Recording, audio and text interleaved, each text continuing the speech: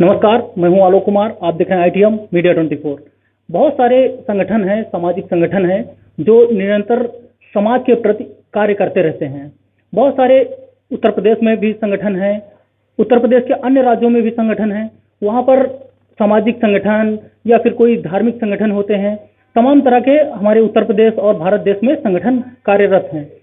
आज हमारे साथ संगठन के ही एक ऐसे राष्ट्रीय अध्यक्ष मौजूद हैं जिनसे हम आपको मिलाएंगे और उनसे बात कराएंगे जो भीमराव अंबेडकर के राष्ट्रीय अध्यक्ष हैं और वो निरंतर समाज के प्रति कार्य कर रहे हैं। कुछ ऐसे कार्य हैं जो सामाजिक हैं, कुछ ऐसे हैं जो उनके लोगों को जागरूकता के उनके भी अभियान चलते रहते हैं। लगातार लोगों को गांव-गांव जाकर, क्षेत्र में बहुत सारे क्षेत्रों में जाकर लोगों को जागरूक करते रहते हैं। तो आज हम उनका स्वागत करेंगे हम अपने चैनल में और उनसे खास बातचीत करेंगे। तो सर, आपका हमारे चैनल में हार्दिक स्वागत है। सर, आपका हमारे चैनल में हार्दिक स्वागत है। जी जी, धन्यवाद। तो आज हमारी और सर जी की बात होगी कुछ खास मुद्दों पर। सर, आप संगठन का नाम क्या है? मेरा संगठन है भीमराव अंबेडकर जन सेवा समिति। और इस आपके संगठन का जो आपने भीमराव अंबेडकर जन सेवा समिति रखा है, इस नाम का उद्देश्य क्या है? क्यों आपने ऐसा नाम चुना रखने का? देखिए, डॉक्टर भीमराव अंबेडकर जो इस देश में एक समतावादी व्यवस्था को कायम करना चाहते थे और वो इस देश के एक भारत के संविधान के निर्माता हैं। मैंने इसलिए जो है अपने संगठन का नाम भीमराव अंबेडकर जन सेवा समिति रखा।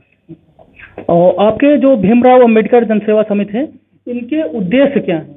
देखिए, भीमराव अंबेडकर जन सेवा समिति जो ऐसे गरीब लोग हैं, जो पिछड़े समाज के हैं, जिनको जागरूकता नहीं है, हम उनको सामाजिक और राजनैतिक तरीके से जगाने के लिए हम अपने इस भीमराव अंबेडकर जन सेवा समिति के माध्यम से कैडर कैंपों का आयोजन करता हूं।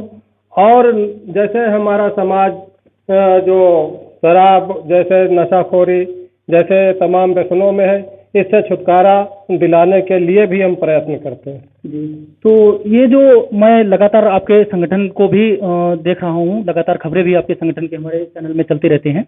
तो मैंने देखा है कि आपका जो मुद्दा है ये आरक्षण से जुड़ा हुआ होता है। तो आपने आरक्षण पे क्यों इतना फोकस कर रखा है? देखिए, आरक्षण का मतलब हम पहले आपको बता दें कि आरक्षण है क्या।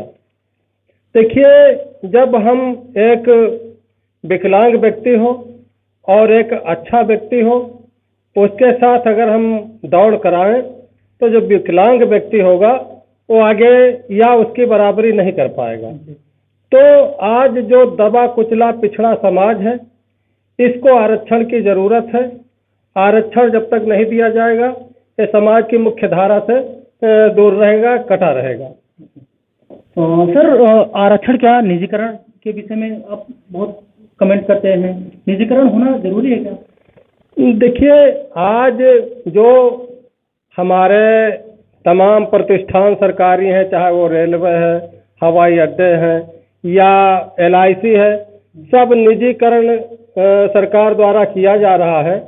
तो हम निजीकरण का विरोध करते हैं।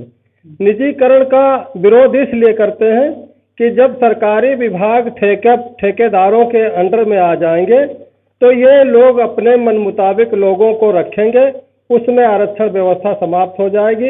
इसलिए हमने जो है इस निजीकरण का विरोध अपने इस संगठन के माध्यम से किया है। अगर आरक्षण समाप्त हुआ तो क्या होगा?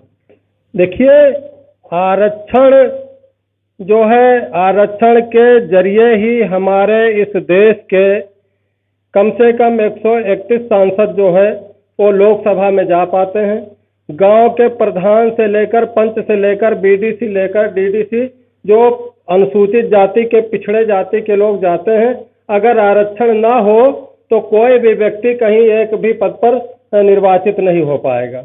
इसलिए हम आरक्षण की जो है वकालत करते हैं। अच्छा, आरक्षण के आपने बात किया, तो जो भीमराव अंबेडकर जी थे वो आरक्षण को एक साथ लोगों को जोड़ने का काम किया था, तो इसके विषय में आप क्या कहना चाहेंगे?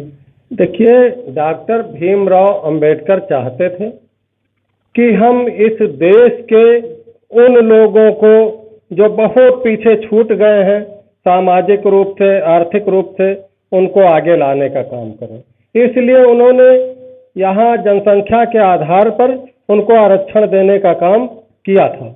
आज हमारे जो पिछड़ी समाज के लोग हैं, जिनकी आबादी तो 54% है, लेकिन उनको आरक्षण अभी 27% मिला है, जबकि मंडल आयोग जब 1990 में आया तो उन्होंने आरक्षण की व्यवस्था किया था।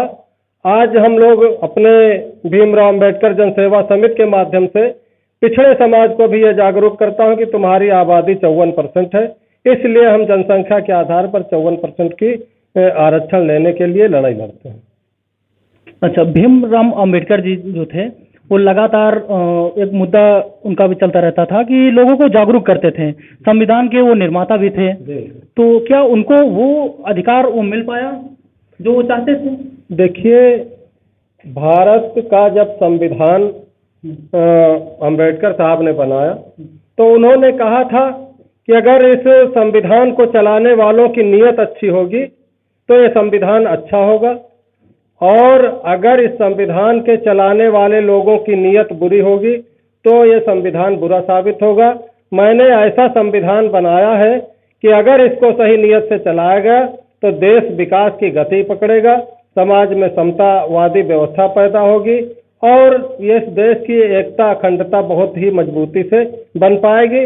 लेकिन उन्होंने भारत के अनुच्छेद 15 में यह व्यवस्था दिया था कि किसी भी भारत के नागरिक के साथ जाति, धर्म, लिंग के आधार पर भेदभाव नहीं किया जाएगा।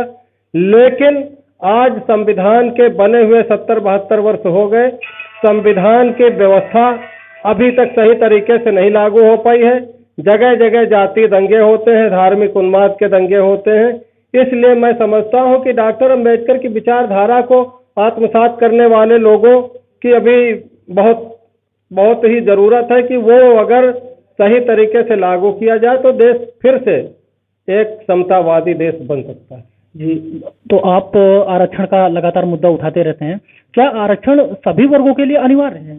हर मतलब जो जाति धर्म के लोग हैं सभी धर्मों के लिए अनिवार्य है कि कोई एक विशेष के लिए ऐसा लागू? देखिए, डॉक्टर अंबेडकर ने आरक्षण की व्यवस्था उन लोगों के साथ किया था जिन लोगों को जाति आधार पे उनके साथ भेदभाव किया जाता था। आरक्षण का मुद्दा आर्थिक मुद्दा नहीं था, आर्थिक मुद्दे से कोई लेना देना नहीं था, लेकिन आज वर्तमान सरकार ने इसको आर्थिक मुद्दा बनाकर 10% जो आरक्षण अन्य लोगों को दिया है। मैं समझता हूं कि यह व्यवस्था इस तरीके की, पहले यह जिन लोगों के साथ जाति के आधार पर उनके साथ समाज में भेदभाव होता था उनके लिए आरक्षण की व्यवस्था की गई थी। आप हमारे न्यूज चैनल ITM मीडिया 24 के माध्यम से अपने हजारों दर्शक हमारे हैं, उनको क्या संदेश देना चाहेंगे? देखिए, मैं अपने इन देशवासियों को इस चैनल के माध्यम से यह कहना चाहूँगा कि डॉक्टर अंबेडकर इस देश के 6वें, पूरे विश्व के 6वें विद्वान थे, जिन्होंने एक सपना देखा था कि यहाँ पर एक ऐसा समाज निर्माण हो जहाँ पर समता हो, समानता हो, किसी के साथ भेदभाव ना हो, किसी के साथ जातीय दंगे ना हो। मैं संदेश देना चाहूँगा कि इस देश के लोगों को भारत के संविधान का, बाबा साहब के बनाए हुए संविधान का सम्मान करना चाहिए और संविधान के अनुरूप चल करके इस देश में जातीय व्यवस्था और जो भेदभाव की व्यवस्था है खत्म करना चाहिए। ये थे हमारे साथ डॉक्टर भीमराव अंबेडकर जन सेवा समिति के राष्ट्रीय अध्यक्ष। इनसे हमारी खास बातचीत हुई। इन्होंने अपने वक्तव्य अपने विस्तृत तरीके से समझाया कि ये आरक्षण का मुद्दा क्यों अनिवार्य है और क्यों ऐसा लागू होना चाहिए।